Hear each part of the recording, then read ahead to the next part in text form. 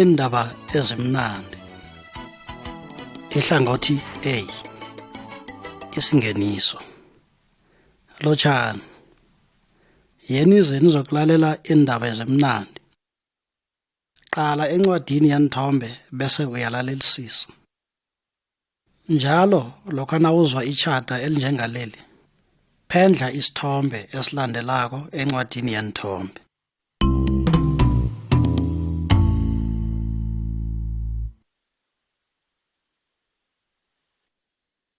Isithombe sokuthoma.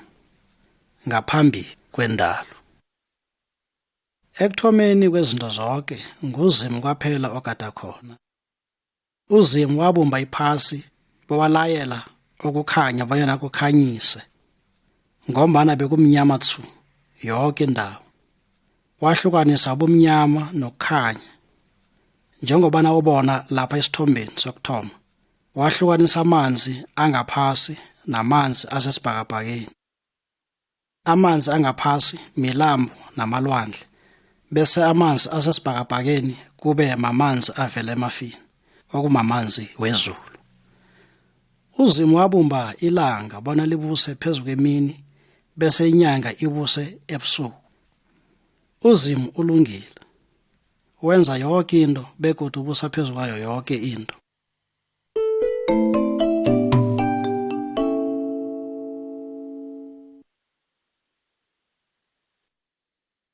Isithombe sesibili. uZimu uyakhuluma. Incwadi esesithombeni lesi kuthiwa iBhayibheli. Incwadi le ililizwi likaZimu begodu isitshela ngoZimu nendlela zakhe. Ilizwi likaZimu liliqiniso. Imfundiso ezimaqiniso ezi ozizwa khona kade sinje zivela eBhayibhelini.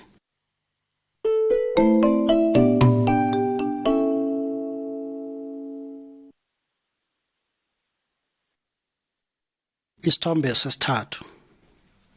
Indalo. uZimu wenza konke kwaba kuhle ngelizwi lakhe. Wabumba inarha nentaba, wabumba ilwandle nemilambo. Ngemva kwalapho wenza konke okuphilayo. Wenza inhlambi ezisemanzini, inyoni ezisemithini, nembandana zonke.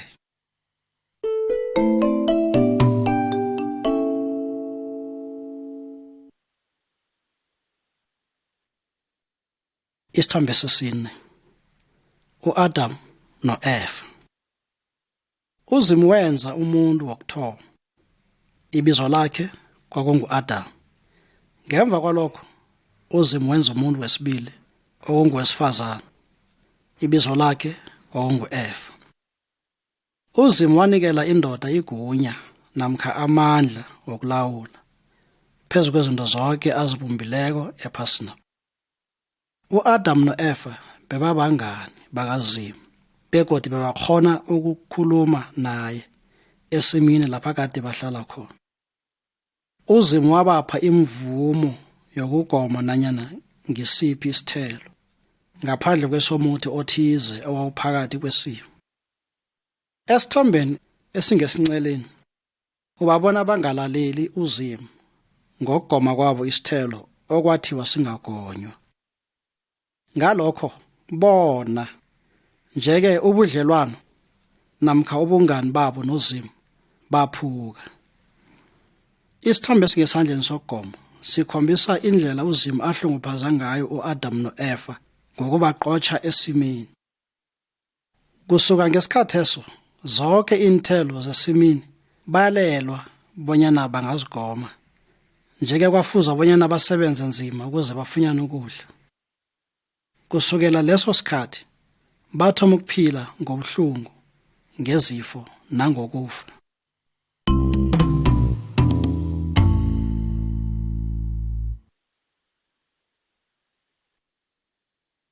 Isithombe sesihlanu. uKayini noAbel. uAdam noEva baba nabesana ababili. Amabizo abo nguKayini noAbel. uKayini wamonakela bekwathi ngelinye ilanga wambulala. uZimu wahlunguphaza uKayini ngebanga lesono sakhe eso, njengobana ahlunguphaza uAdam noEva. Bonke abantu bazinzukulwana zika-Adam noEva, njeke nathi sonile. Isono sisehlukanisa nozimo. Sifanelwa kuhlunguphazwa ngebanga lezono zethu.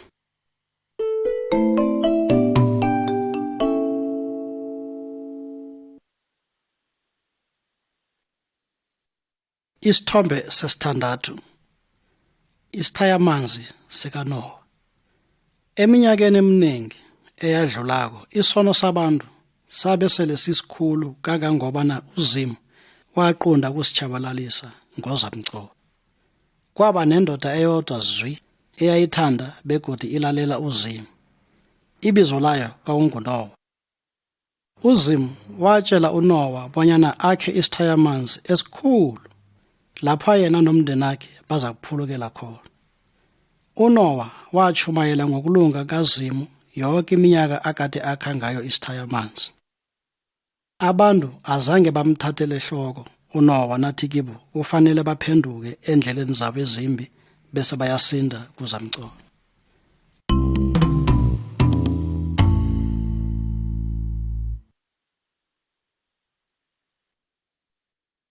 Isithombe sekhomba. Uzamcolo. Kuthe kungaphela okwakhiwa kwesithayamanzi, uNowa wangenisa inyoni nezinyamazana zayo yonke imihlobohlobo ngendlela uZimu amlayela ngakhona. Njeke uNowa nomkakhe namadodana akhe amathathu nabomalukazana babo nabo bangena ngaphakathi kwesithayamanzi. uZimu wavala umnyango, wathoma wanisa izulu elikhulu, kwathi amanzi engaphasi komhlaba avinyilika azala iphasi lonke. Kwakungasenasikhathi sokubana abangaphandle kwesithayamanzi bangaphuluka. uNowa wasindiswa ngombana wakholwa begodi walalela uZimu.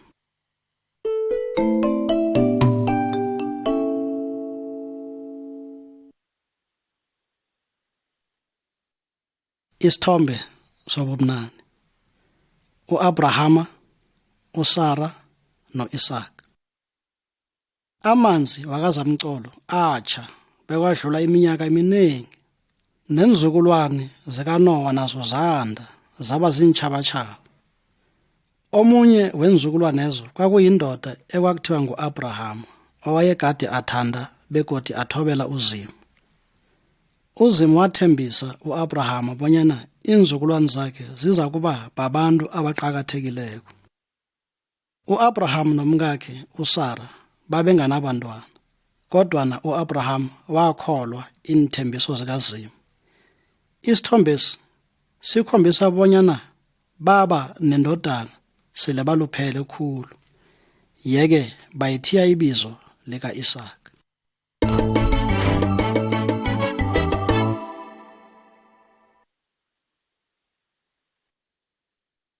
Isithombe sethoba. uMosi nomthetho kaZimu.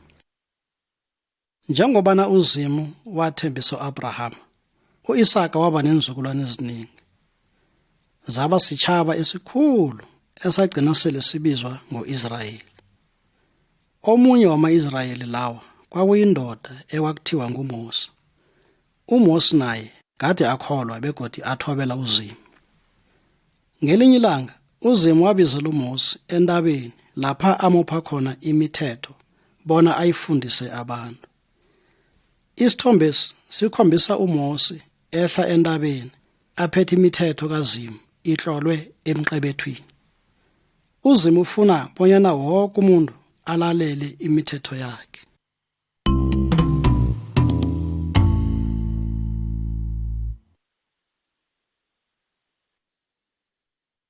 Isithombe setshumi. Imithetho elitshumi.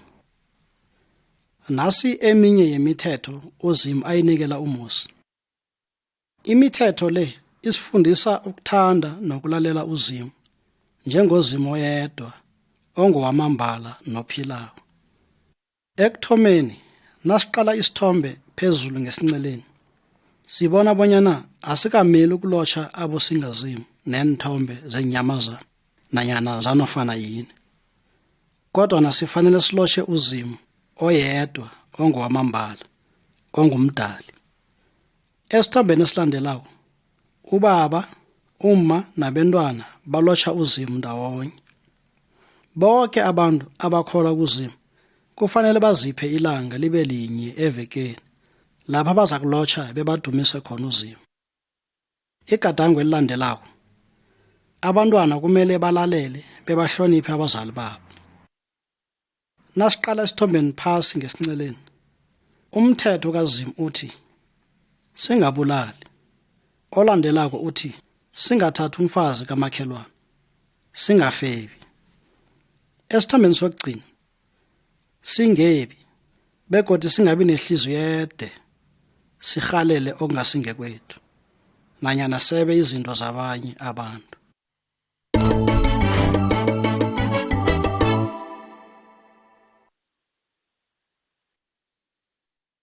Isithombe se-11, umhlatshelo omalungana nesono.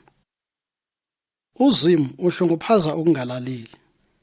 Ngengikhathi zikaMosi, lokha umuntu nona kuZimu ngokungalaleli imithetho yakhe, kwakufanele bonyana enze umhlatshelo ngemvu kuZimu. Imvu beyifa esikhundleni somoni. Imvu beyisifanekiso sendodana kaZimu, iNkosi uJesu Kristu. uJesu wayezokuza bese ufa njengomhlatshelo olethwa kuZimu malungana nabantu bonke ephasini.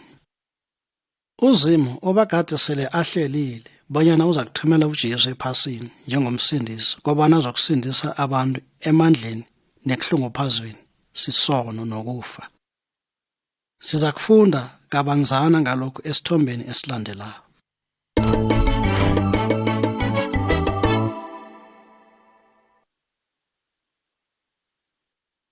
Isithombe se-12, ingilozi, uMariya noJosefa.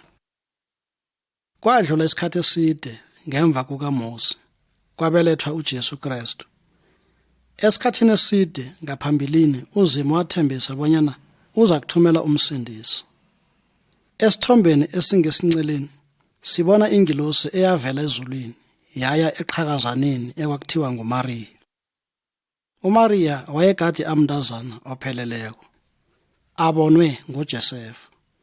Ingilozi yathi kuye, "Ungasabi Mariya, uza kuba sebantwini bese ubeletha indodana, uyithi ibizo likaJesu. Uza kuba mkhulu, yeke abizwe bonyana yindodana yoPhezukonke. Umoya ocwengileko uza kwehlela phezu kwakho, amandla woPhezukonke akwembathe." Lokhu singakufunda encwadini kaLuka isahluko sokuthoma, ivesi lama-31 ukuya evesi lama-32 nevesi lama-35. Njengobana ubona esithombeni ngesandleni sokugoma, ingelozi yazibonakalisa beyakhuluma nakuJosefa ebhudangweni. Yathi kuJosefa, "Ungasabi ukuthatha uMariya abe mkakho. Uza kubeletha umsana, umthi ibizo likaJesu, ngombana uza kusindisa abantu bakhe ezonweni zabo."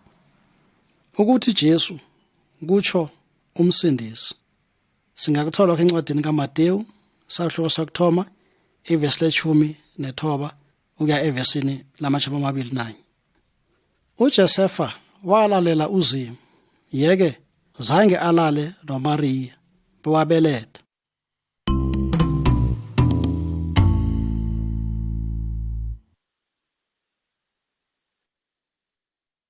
Isithombe se-13, ukubelethwa kukaJesu. uJosefa noMariya kwafanele bonyana baye edorobheni okuthiwa yiBethlehem. Nabasese lapho, uMariya wabeletha umntwana uJesu, wamlalisa ngekerebheni lapha kugomela khona iinlwana, ngombana batlhoga amalalo lapha kulalwa khona. Ngalobo busuku ingelozi yaziveza emadodeni athize ayegade aluse izimvu emrhuleni oseduze. Yawatshela ngokubelethwa kukaJesu eBethlehem. Ngemva kwalokho kwabonakala iwoma lengilozi esibhakabhakeni libhina lidumisa uZimu. amadoda la ahaba ayokubona umsindisi onguJesu.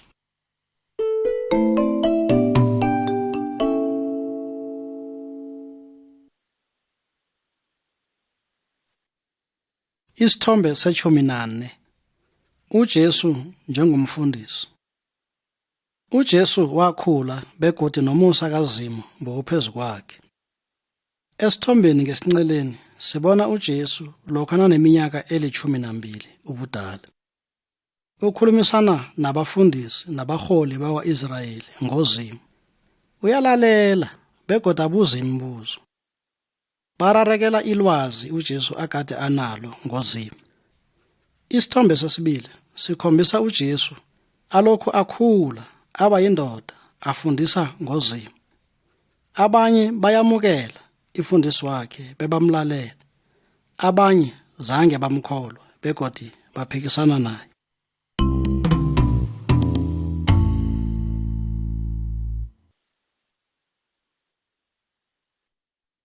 Isithombe se-15. Imisebenzi yemangaliso yakaJesu. Intombezi zikhombisa amandla amakhulu uZimu ubaba awaphe uJesu bonyana enze imangaliso. Esithombeni esingesinceleni uJesu ukhwatha umuntu okade abelethwe asiphofu. Ngemva kobana uJesu amkhwathile, umuntu lowo wavuleka amehlo. Isithombe esiphakathi sikhombisa uJesu avusa umntazanyana ohlongakeleko. Uyise nonina bajamile babukele. Ngesandleni sokugoma sibona uJesu akhamba phezu kwamanzi, anqombe ebafundini bakhe esithaya amanzini sabo ngelwandle.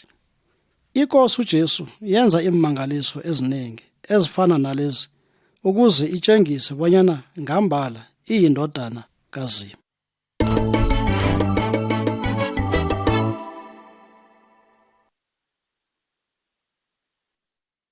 Isithombe se-16. uJesu uyahlunguphazwa. Iwoma labantu lalandela uJesu. Begade alungile. Waphilisa abagulako, bowafundisa nangendlela kaZimu. Weza wazokusindisa abalahlekileko, abantu abazizona. Khonapho abantu abakhohlakeleko bamzonda uJesu. Khulukhulu lokho anakhuluma nabo ngezono zabo. Ibandla kanye nabaholi bezepolitiki azange bamkholwe bonyana uyindodana kaZimu. Bambamba, bamkhwayela amala, bebambetha. Amasotsha amthwesa isidlodlo somunga, amkhafulela abe amkokomeje. Kodwa uZimu zange ajamelane nabo. Kade asazi bonyana lokhu kuzomehlela. Wavumela abantu abakhohlakeleko bonyana bamlimaze bebambulale. Wayegade asazi bonyana uzele ukuzokufa njengomhlatshelo kuZimu. Ngalendlela wathwala umlandu wezono zabantu bonke.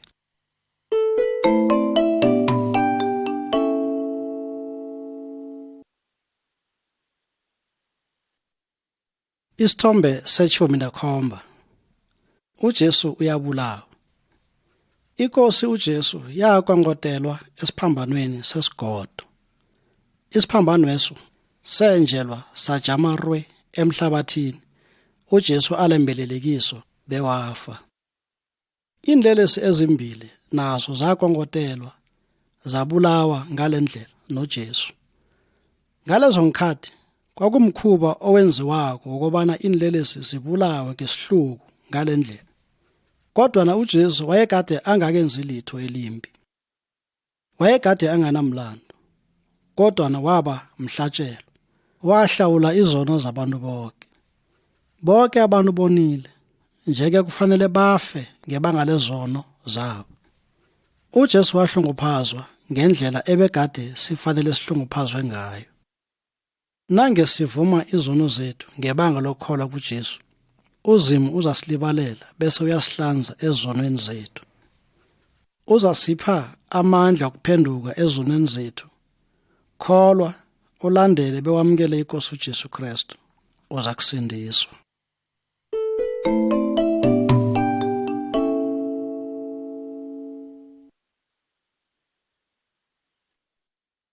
Isithombe nobumnane ukuvuka. Izitha zikaJesu zadlumbana bona zimtshabalalisile. Ngemva kokufa kukaJesu esiphambanweni, abangani bakhe babulunga isidumbu sakhe ethuneni elalenjiwe edwaleni eliqinileko. Bavala isango leholo nofana lethuna ngelitshe elikhulu.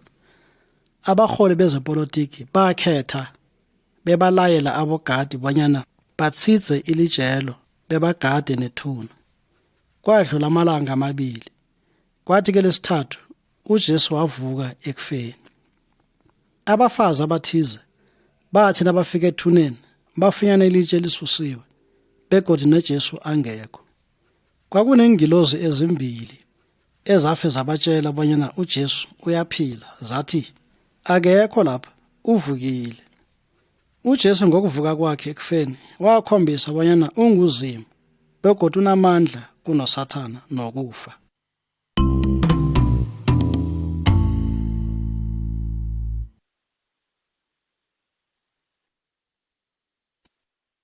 Isithombe setshumi nethoba. UTomasi wakholwa. Ngemva kokuvuka kaJesu ekufeni, abantu abaningi bambona, bakhuluma naye bebamkhwatha. Naye uTomasi ungomunye wabangani bakaJesu. Zange akholwe bonyana uJesu ngambala uvukile kabafileyo. Wathi, "Ngingakabona amanceba wempikiri ezandleni zakhe, bengiwagwabhodle ngomuno, ngigondere nesandla sami ehlangothini lakhe, abengizukholwa." Esithombeni apha sibona uJesu asiza, akhombisa uTomasi amanceba akhe. uTomasi zange asazaza. Wawa phambi kukaJesu wathi, "Nkosami, Zimami." uJesu wathi, "Eya, sewuyakholwa-ke gadesi ngombana ungibonile. Babusisiwe labo abakholwa bangakangiboni."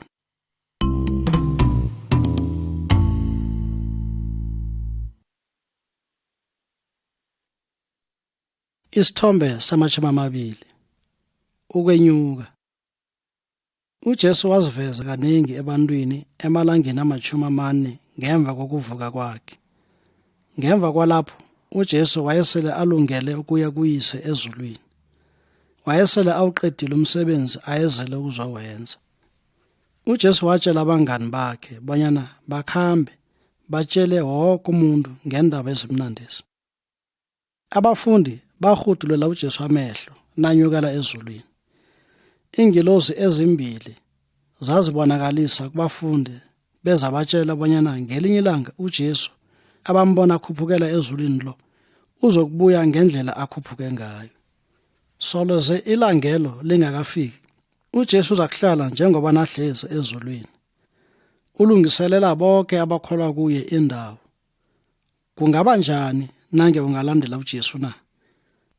Uzilungiselele ukumhlangabeza?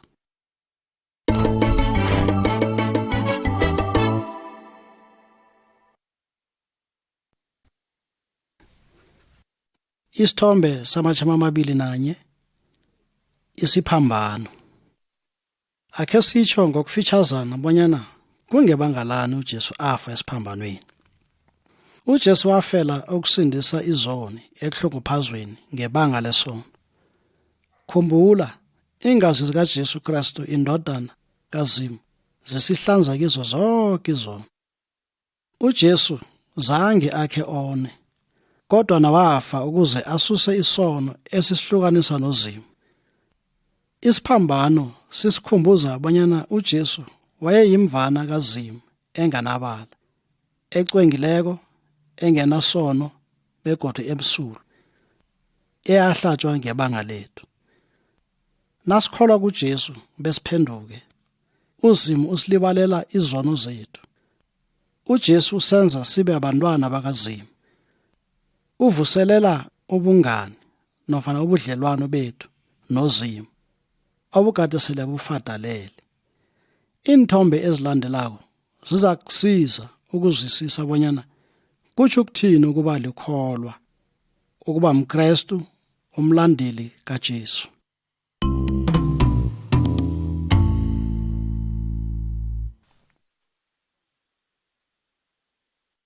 Isithombe sama-22. Indlela ezimbili. uJesu wafundisa bonyana impilo ingafaniswa nendlela ezimbili. Omunye nomunye umuntu kusukela mhlana abelethwako wangena endleleni ebanzi okuyindlela yesono nedosela ekubhujisweni. Sonke sinemvelo yesono esayimunya ku-Adamu. Kodwa nasiqunda ukuyilisa indlela le bese singena endleleni encane eya kuzimu ezulwini. Akusekho ukwahlulelwa kwesono kilabo esele bakhamba endleleni encane le. Ungazikhethela. Nange uqunda ukulandela uJesu, ungakhuluma noZimu ngomthandazo uthi, Zimu, ngiyavuma bonyana ngizisono. Ngiyakholwa bonyana uJesu wafa esiphambanweni ngebanga lezono zami. Ngilibalela ungihlanze, ungenze ngibe ngomunye womndenakho. Ngifuna ukulandela indlela yakaJesu yokuphila, bese ngemva kokufa ngiphile nawe ezulwini. Ngiyathokoza Zimu. Nawukholwa kwamambala bese uthandaza njalo, ungena endleleni encane okuyindlela yetokozo nokuthula noZimu.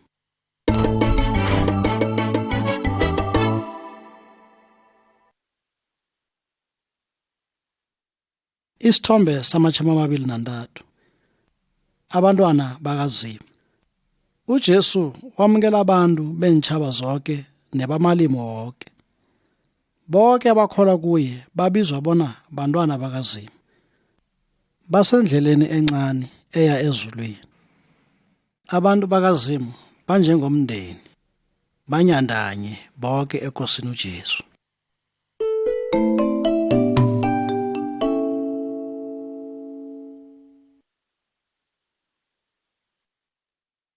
Isithombe sama-24.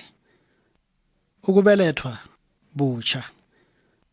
uJesu nasesesephasini, umfundisi womthetho okuthiwa nguNikodemu weza kuye ngobunye ubusuku afuna ukwazi kabanzi ngoZimu. uJesu watshela uNikodemu bonyana wonke umuntu ofuna ukuba ngewomndeni kaZimu udinga impilo entsha. Kufana nokubelethwa butsha. Asinamandla wokuzijugulula thina. Umoya ocwengileko kaZimu usipha impilo entsha nasiqunda ukukholwa besilandele uJesu.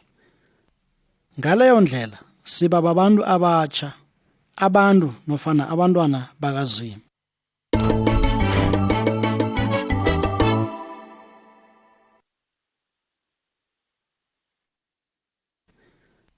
Isithombe sama-25. Ukwehla kukamoya ocwengileko. Amadoda la abafundi bakaJesu. Phambi kobana uJesu anyuselwe ezulwini, wathembisa bonyana bonke abakholwa kuye uzabathumela umoya ocwengileko. Emalangeni ali-10 ngemva kobana uJesu enyukele ezulwini, abafundi aba babuthana bonke endaweni eyodwa. Msinyazana umoya ocwengileko wakaZimu wehla wabembatha bonke njengokwesithembiso. Abantu aba-ke bakhona ukukhuluma ngamalimi ahlukeneko, batshela abanye ngobuhle uZimu abenzile bona. Umoya wakaZimu uhlala kiwo wonke amakholwa weqiniso nabalandeli bakaJesu. Umoya ocwengileko ubafundisa ukuthi bangamthanda begodu bebamthwabele njani uJesu.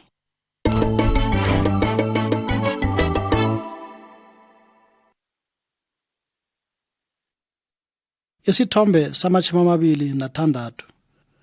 Ukukhamba ekukhanyeni.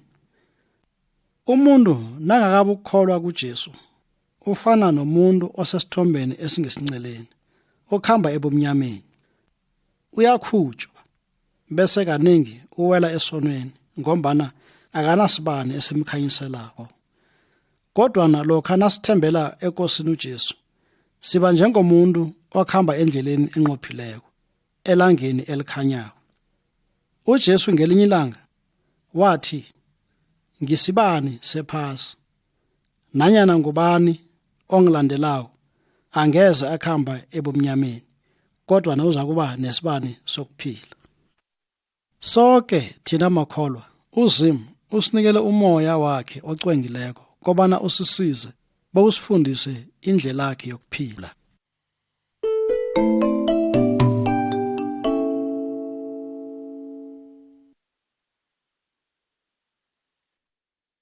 Isithombe sama-27, ukulalela ilizwi likaZimu. Ikholwa elimKristu nelimlandeli kaJesu Kristu limumuntu omutsha olalela ilizwi likaZimu.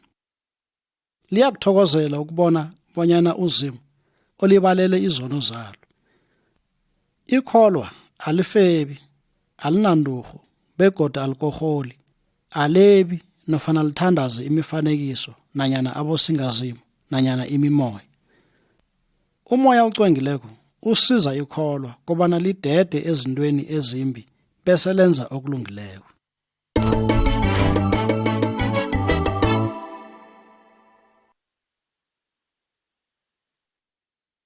Isithombe sama-28, umndeni wamaKristu. Akhe uqale umndeni naku uphila nofana ukhamba endleleni kaZimu. Indoda ithanda umkayo, bese umfazi uhlonipha indoda kwakhe, njengombana ilizwi likaZimu lisitsho. Bayasizana bebaqinisana amandla, bafundise abantu ababo ukuthanda uZimu, ukufunda nokuhlonipha ilizwi lakhe. Umndeni okholwako uyathandaza bewusebenzisane ekusebenzeleni uZimu.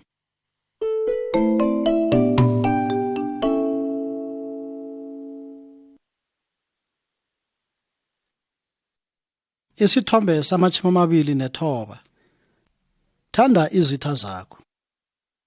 UJesu wafundisa abafundi bakhe ukuthanda bonke abantu, ngitsho nezitha zabo.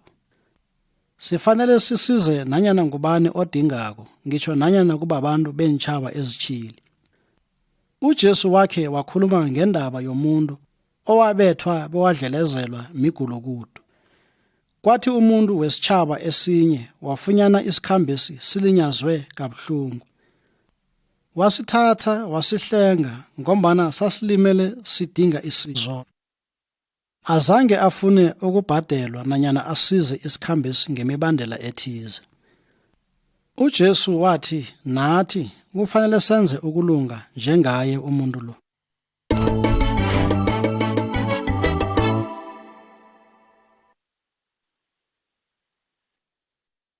Isithombe sama-30, uJesu ungonamandla. Abantu aba batshisa bonke abosingazimu babo nemitjhoga yabo. Kade bakholelwa ezintweni ezingaphambi kobana babe balandeli bakaJesu. Amakholwa anoKristu kufanele alahle zonke izinto zikaSathane namadimoni. Inkosi inamandla khulu kunoSathane. Sifanele bona sikholwe kuZimu kobana asisize, asivikele, abe asipholise. Simthembe ngezinto zonke.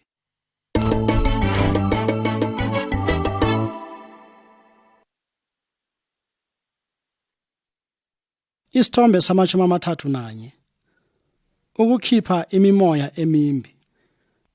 Esithombeni lesi sibona indoda engenwe imimoya emimbi.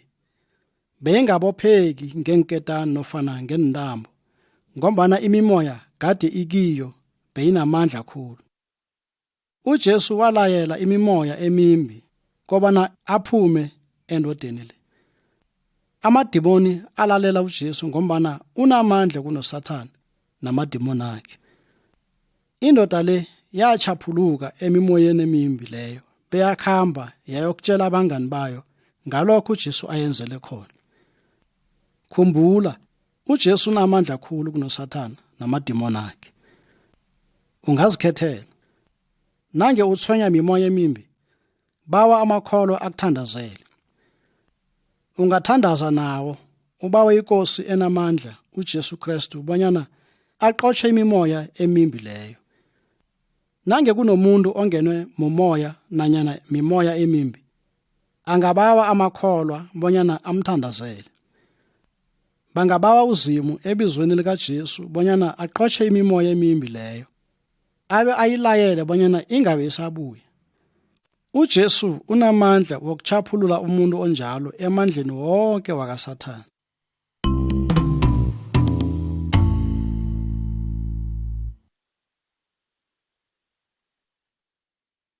Isithombe sama-32 ukulandela uJesu. Isithombesi sikhombisa ikholwa lilingeka lifuna ukungasalandeli uJesu. USathana ufuna bonyana sikhohlwe uZimu ukuze sicabange ngemali, izambatho, igwayi, utshwala nazo zonke izinto ezimbi. USathana usitshela bonyana indwezi zizasithabisa. Kodwa uSathana umkhohlisi begodwa ulinga bonyana asikhohlise bese uyasitshabalalisa. uZimu uthe, "Zinikeleni kuZimu, nijamelane noSathane, yeke uza kubaleka." uZimu ngubabethu osezulwini. Wazi indingo zabantwana bakhe begodwa wethembise ukubapha izinto ezihle labo abambawako. Lokho nasithemba uZimu besilalele indodana yakhe uJesu, siza kuba namandla kaZimu lokho nasilingwako.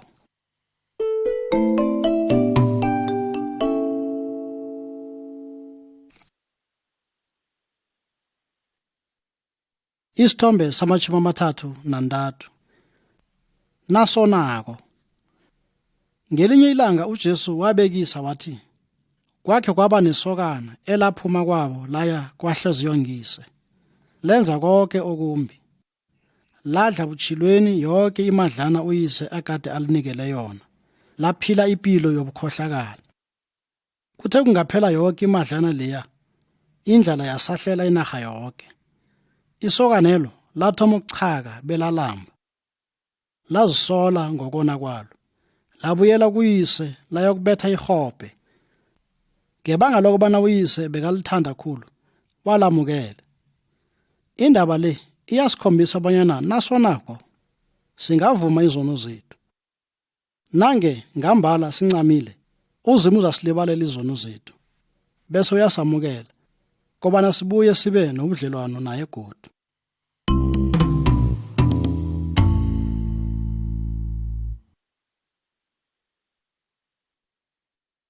Isithombe sama-34 ukugula. Indoda nomfazi lapha babonakala bahluwile. Omunye wenhlobo zabo ugulela ukufa.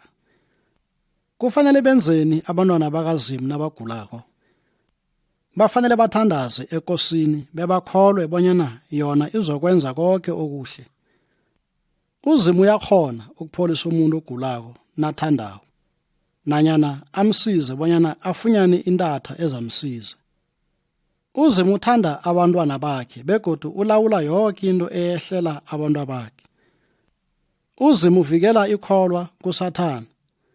Njeke asikafanele ukusaba uSathane, kodwa nakufanele sithembe uJesu kobana asivikele. uJesu unathi uzasipha ukuthula kwakhe ngengikhathi zamathwenyeko.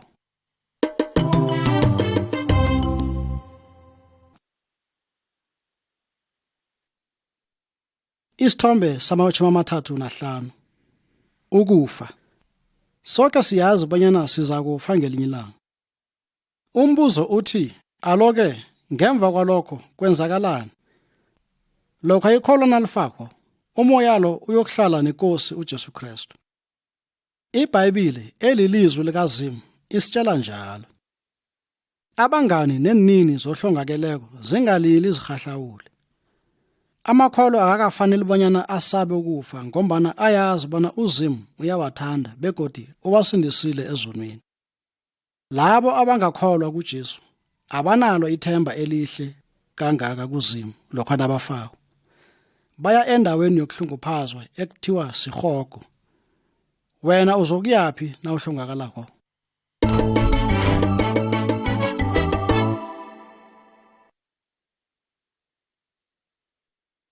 Isithombe sama-36 umzimba kaKristu.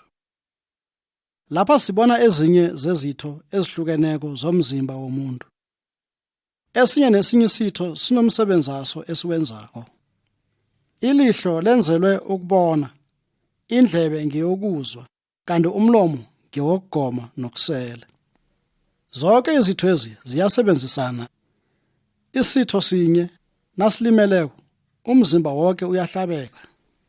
Ilizwi likaZimu lisifundisa bonyana amakholwa kufanele asebenze ndawonye njengezitho zomzimba munye. UJesu uyihloko yomzimba lowo.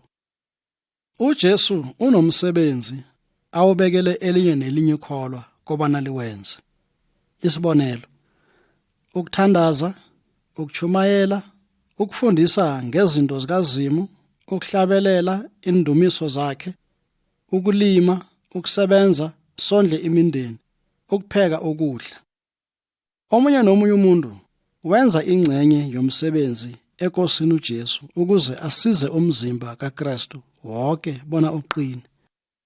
Amakholwa kufanele athandane, asebenze ndawonye. Nangasinjalo, umzimba kaKristu uza kuthwenyeka.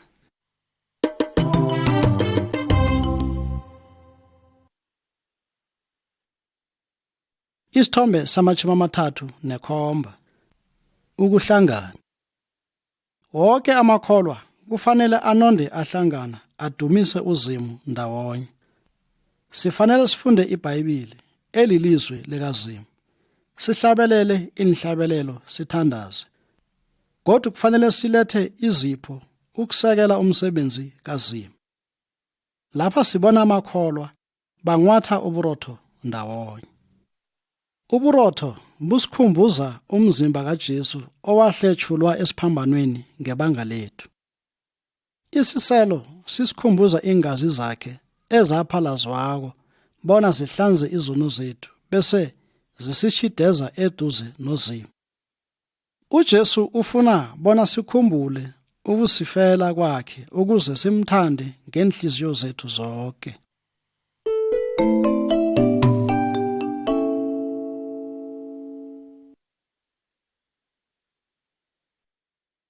Isithombe sama-38.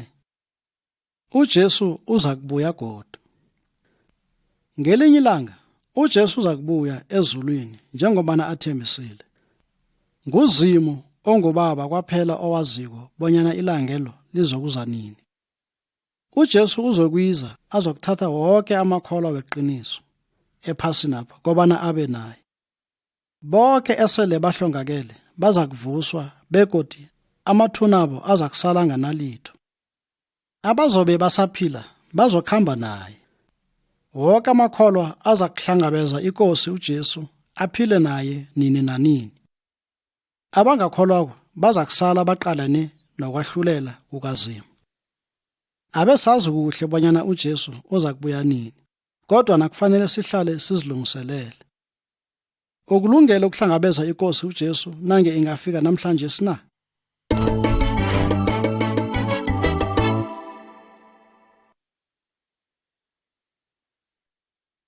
Isithombe sama-39.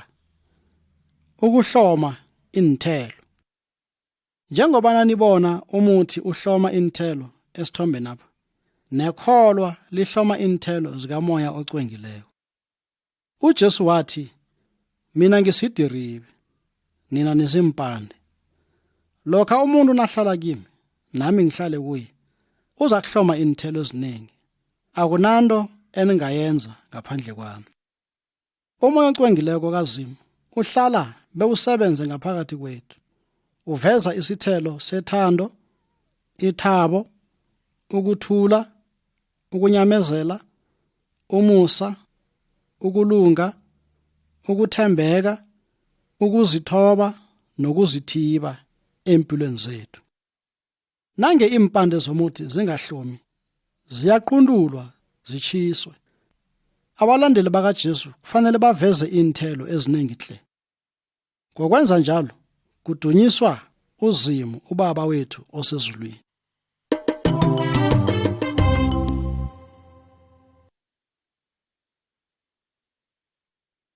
Isithombe sama-40. Ukwazisa abanye abantu. Isithombe sikhombisa ikholwa lilalela uJesu begodi litshela abanye abantu ngaye. UJesu ulayela wonke amakholwa obuKristu bonyana akhambe atshela abantu ngendaba ezimnandi ngaye. Kobana wafa esiphambanweni, kodwa nawavuka kabafileko, ukuze basindiswe ezonweni nekufeni. Umoya ocwengileko kaZimu uzasisiza banyana sikhone ukufakaza ngoKristu Jesu. Yeke ungahlathululela abangani bakho nabanye abantu ngokufundileko encwadini yenithombe le.